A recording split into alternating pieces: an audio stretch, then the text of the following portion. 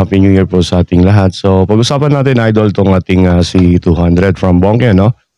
So, ito po siya siyang 48 volts phantom power na sound card na pinartneran po ng ating FS200 multifunction condenser mic. So, check natin siya kung ano yung kanyang mga features at yung kanyang mga functions. So, tara, let's do.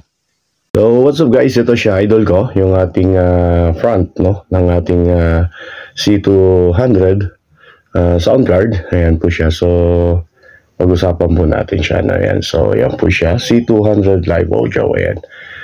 So, dito sa harap niya, idol ko, mapapansin nyo itong mga knob na to.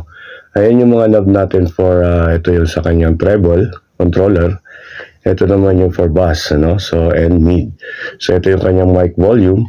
At ito kanyang mga power switch, idol, ano? Tapos yung kanyang 48 volts power supply. So, pag ginagamitan nyo siya ng Canon, idol, na mic cable, so, kailangan naka-on yan, ano? So, para gumana.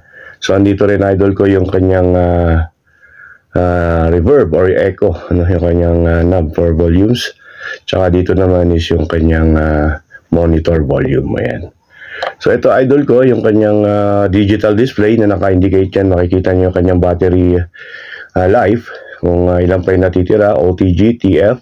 Yung TF, idol, yung trans flash card, no, na disc na ginagamit naman for ini-insert nyo dito. Ayan. So, dyan nyo siya insert para ma-record nyo yung mga cover songs nyo at may play nyo rin through dito sa ating sound cards. So, ito yung kanyang mic volume. Ayan. So, dito naman, idol ko, so meron siyang follow singing. Ayan. So, kung gusto nyong sundan yung kinakanta nyo sa karaoke, ayan. So, activate nyo lang yan para pag sinundan nyo yung kanta, pero pag lumabas sa live nyo is wala siyang background na audio. So, dito, idol ko, yung kanyang noise reduction, ano. So, ayan siya. So, makikita nyo dito. So, naka 9% yung kanyang noise reduction. Ayan. So, dito naman mga ka-idol, yung loop. Ayan, Bluetooth. Yung kanyang forward and backward. Ano? So, if ever na nakakonect yan sa inyong mga cellphone through Bluetooth, pwede nyo ilipat, idol, dito. Yung inyong mga videos through sa YT. So, ito yung Dodge, idol. Sa iba isang tawag dito is docking, na nagle-lesson, idol, kung yung background music, ano. So, pwede niyang pahinahin siya pag habang nagsasalita kayo, or DJ mode. Ayan. Ayan. So, dito mga ka-idol, ayan yung kanyang TF. Pagka i-record nyo siya at i-record nyo yung inyong songs, ayan siya. So, magre-record yan, idol. Tapos ito yung playback. Ayan. Tapos switch to TF to Bluetooth. Ayan. So, meron siyang voice changer, idol, na featuring yung apat na female, male, lali, and monster voice. Ayan. So, dito sa baba, idol, each button is meron siyang dalawang sound effects. So, meron siyang 12 sound effects, idol. Ayan, na makikita nyo. Ayan siya. So, itong customized, idol, pwede kayong mag-record ng inyong mga customized na sound effects or tinatawag nating tawag ba doon? Yung basta yun na yun sa sound effects, ano. So, ayan siya. So, meron din siyang auto-tune. So, dito, idol, yung kanyang mapapansin yung live volume. Ito yung volume nyo sa live nyo, no.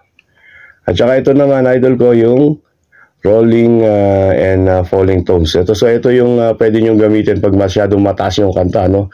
Yung key ng inyong mga karaoke songs. Ayan. So, pwede nyo siyang ihanap. Kung mabangata siya masyado, pwede nyo pababain. Kung mababa naman, pwede nyo pataasin. So, meron siya, idol ko, professional mode, voice, popular, at trap. Ayan siya. So, dito tayo, idol, sa likod. Ayan siya. So, ayan yung kanyang power, yung charging port niya, idol ko. Ayan yan sa MPPC Live. Ayan yung kinakabitan ng mga OTG, idol ko, no? Just in case na sa mga iPhone users.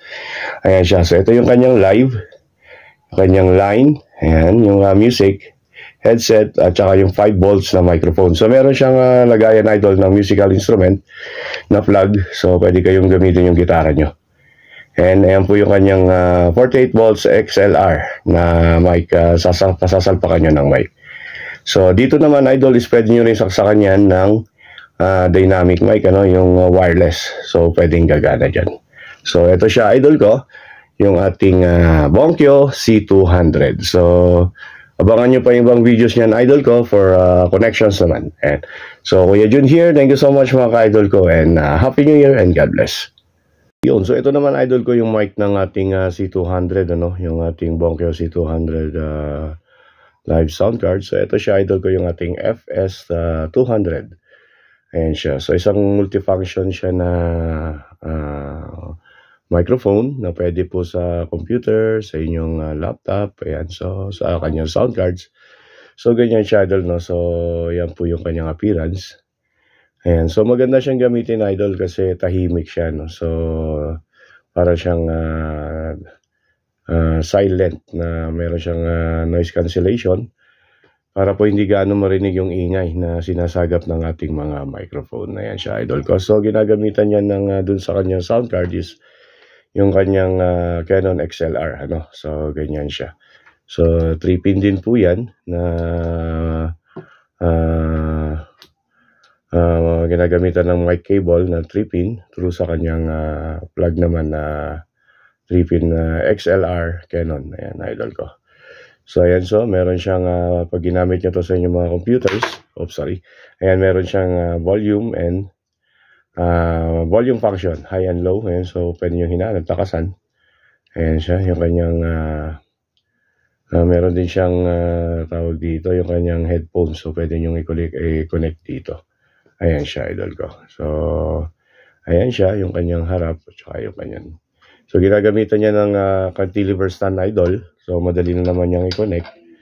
Ayan, so ito po yung kanyang mic na napakagandang gamitin. Ayan po yung kanyang mini, ayan kanyang FS200 multifunction microphone. Ayan idol ko. Ayan, check this out. Check nyo na po idol sa ating if ever na gusto nyong matry. Ayan, available yan sa ating showcase idol ko. Thank you so much.